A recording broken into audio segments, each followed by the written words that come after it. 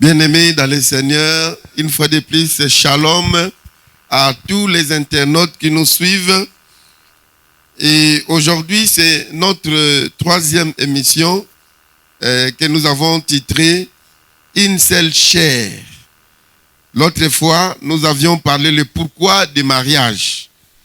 Et aujourd'hui, nous voulons parler sur le langage de l'amour. Oui, un langage, c'est quoi? Un langage, c'est une faculté propre à l'homme d'exprimer ou de communiquer sa pensée, soit par un système de signes vocaux que nous appelons la parole, ou par les gestes, ou par une attitude quelconque. Donc, par ces paroles, par ces gestes, par ces attitudes, la personne parvient à communiquer, à exprimer et à dire à l'autre ce qu'il veut, ce qu'il sent. C'est ce que nous appelons les langages. Ainsi, les bêtes ont leur langage, les animaux ont leur langage et les êtres humains aussi ont leur langage. Les sourds aussi ont leur langage. Les sourds-muets, quand vous voyez, quand ils parlent, tout ça, nous voyons dans d'autres discours publics ou bien dans certaines chaînes télévisées, quand on est tenté de parler, il y a une autre personne qui traduit les mêmes messages, mais dans le langage des sourds-muets. Alors, de même aussi, certaines personnes normales qui comprennent le langage des sourds-muets, ils peuvent facilement échanger avec des sourds-muets. Donc, ils peuvent tout dire, même quelque chose de secret, parce qu'il comprend le langage de ces sourds-muets. De même aussi, pour que l'harmonie puisse régner entre deux personnes dans un couple, il faut que les deux puissent parler le même langage. Même dans la vie quotidienne, quelqu'un qui ne comprend pas l'anglais, qui ne comprend que le français, lorsqu'il est avec un anglais, mais ça sera difficile. Je me souviens avoir passé quelques jours en Ouganda, à l'hôtel où on m'avait logé. Lorsque nous sommes allés dans les barzas là-bas, il y avait des Américains, plusieurs personnes qui parlaient anglais. Ben, eux ne comprenaient pas mon français. Moi, je ne comprenais pas leur anglais. Alors, c'était un peu compliqué. Vous voyez? Mais lorsque vous retrouvez quelqu'un qui parle avec vous un même langage, alors, vous allez vous retirer entre vous et commencer à causer. Souvenez-vous, dans Genèse 11, lors de la construction des tours de Babel, alors lorsque Dieu avait confondu leurs langues, qu'est-ce qui s'était passé?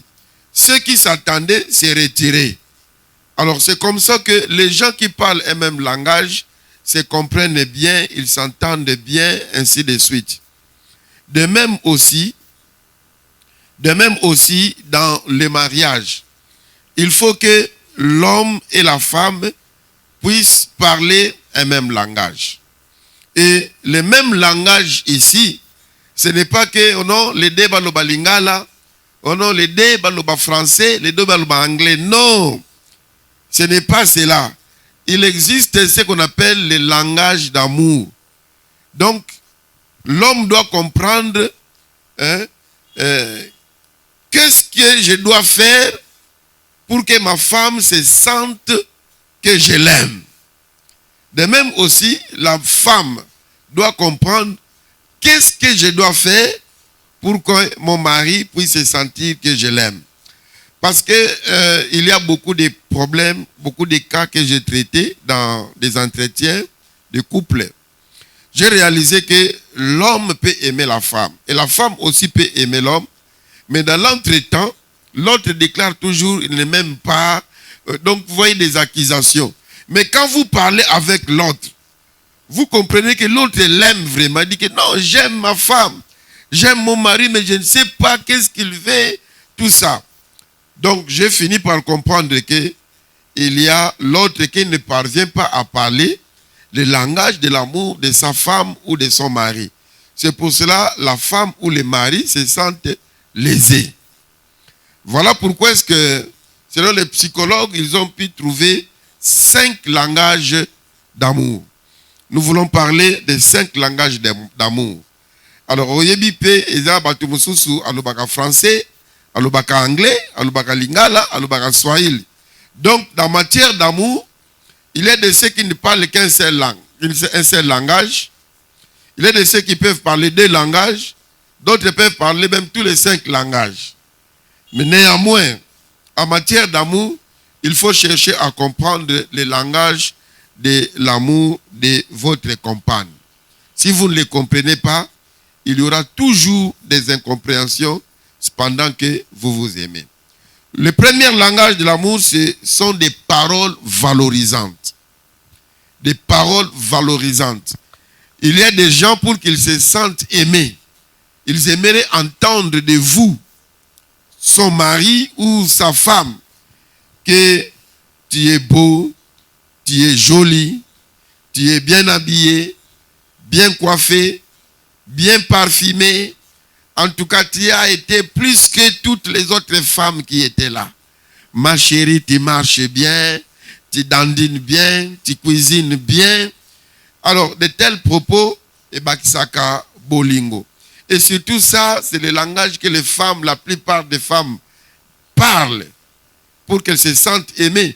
C'est pour cela qu'il y a un musicien, évidemment profane, qui a chanté que konuna mwasi yakana matoi po ba mesana koyoka ba je t'aime ya mibali. Évidemment, au monde que beaucoup de musiciens profanes bazoka basi ya kitoko. Tout simplement potangwa yembi, même soka yembi makambo neza nango yango teza na motema. Mais du fait que kaka akumisiye vraiment abima misina lola azaboye tout ça. Alors moi si au monde que oui batu bazolanda. Pourquoi? Des paroles valorisantes. Maman yebaka pe ko yebisa papa maloba moko ya kitoko. Que en tout cas tu sais que je suis fier de toi au balangai au tika nyongote. Chaque jour toliaka to futelaka ndako osombi ndako osombi lupangu. Tu es un mari responsable. Ba nanga batangaka. Quand un homme entend ça, okomona ke mobali pe ko sepela. Mais yo mama kaka tout moment ke non batanga mibali batanga pe yo. Likambo soke salemi loba soso bimalinu. Alors makambo boye et diminuaka bolingo.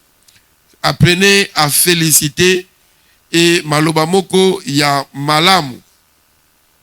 Et maloba wana non seulement koloba ngo boye muninga yo kango na matoi. Peut-être okumisaka mwasi na en dehors na ye, to mobile na en dehors na ye. Mais place na yo linga ko féliciter était non, ça c'est une erreur. Loba yepe ayo kango na munoko na omoko. Mais à part ça, tu peux aussi l'exprimer par des écrits. Comme là yé moi notre moko tiki na place au télé bilo kolia chérie je t'aime. Comment na mutu ambetu tindela ye SMS na WhatsApp tindela ye Viber maloba moko ya kitoko et salaka malamu mingi. Alors langage ya mibale c'est les services rendus. Omoni batu mususu okokina oko yebisa ye maloba kitoko. Oh tu es beau, tu es comme ça, tu es responsable, ainsi de suite. Et que ça là y est l'autre côté. Mais pour se sentir vraiment aimé, alingi tangu ya zo sala eloko yo pe oye ko sungaye. Maman zo nika bilamba, papa oye yo zo rince, ozo chana singa. Maman zo sokola basani yo oye, obandi ko pangusa ozo classer na armoire. Maman zo komanda ko yo papa ozo dépoussiété. Donc wana maman zo sentir que oui, chérie alinga kangai. Tango za fatigué bi maman na ola melo fufu. Au beti fufu muteke. Maman zo sentir que oui, j'ai un mari qui m'aime. Basi balinga ka pe bongo. Wana zo se sentir aimé. Et maman paie des fois, papa, peut-être le langage n'a pas été bongo.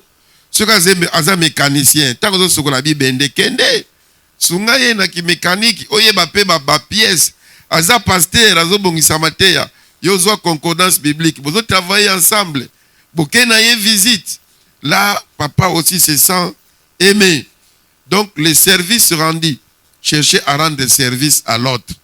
Osungiye na likambo linga ki asala. Yo saleli yango. Kozalaka mwasi en côté, mobali en côté. Ça, c'est le deuxième langage de l'amour. Le troisième langage, ce sont des moments de qualité.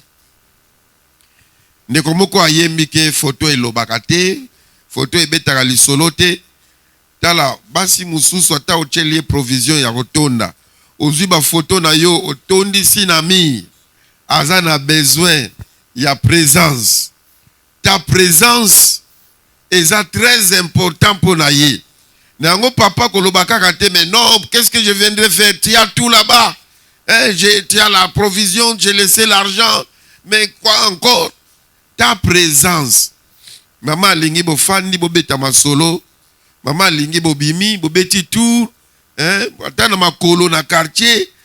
Bo fandi non tangu moko bo yebino mi bale bana bazate. Télévision ezate. Bo kangi téléphone. Bo bandi ko beta masolo ya kalawana. Omoni na mboka ndenge badoza na kala. Bondeko batu na moto kaka. Bozo beta kaka masolo bino moko. Ba moma wana esalaka bien na ba mama belé pe ba papa ebele pe balingi ba moma wana. C'est pour cela muto ya lobaka langage ya ba moment de qualité ako souffrir na ba absence. Surtout na ba absence prolongée. Ako mingi à tout moment faut oya, faut ozala wana. Là il se sent aimé. Tango azomona yo bomi banzela na yo mususu o disposer temps pour na kozala na ye. Donc maman soki ozana papa le langage wana. Yo à tout moment pour kendaka prière, retraite, convention, symposium. Papa akomona église na bino komi lokola mbanda na ye. Et vous allez pas si bongo la motema. Yeba ko équilibrer programme dans ces cas-là. Quatrième langage, ce sont les cadeaux. Bandeko mosusu ata opesi maloba kitoko eza sans effet. Ata osala ba service rendi osunga na misala sans effet. Ata ozolekisa ba moment de qualité sans effet. Yako se sentir aimé kaka tango zoela yeba cadeau.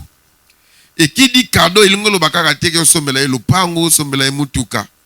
Mais cadeau nyonso tango yelie ako sepela nango parce que azota la prix ya cadeau te. Mais azokanisa que tango yo o bandai ko somba cadeau wana c'est que ukanisa ki abike donc tango azalaki kula na Dubaï il a pensé à moi pour assombela nga eloko yo. Donc geste wana c'est ce qui va lui plaire.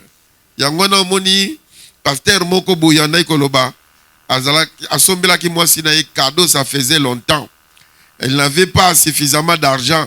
Azu assombela ye ça combien nguba bakalinga akena na ndako ayebisi chéri na ye liyo cadeau. Na luki moyen tango mulai na ye liyo cadeau te. Mais na ye liyo nguba wana. Moi si wana liya nguba wana avec appétit. Pour moi si na ya lingaka cadeau mingi. Donc profitez surtout na ba jour anniversaire. Pesa cadeau. Jour oyo bolingana ki na libala. Pesa cadeau. Na journée de la femme. Somba moi cadeau. Donc profitez de ma kambwana. Ya anniversaire ya mwana. Somba cadeau. Ya diplôme. Somba cadeau. Donc wana mobali na yo. Moi si na yo ako se sentir aimé. Toujours les cas tout de suite dans 5e. Mais la lingi la technique est proposée bisona nous. Moi élément oyo tolanda.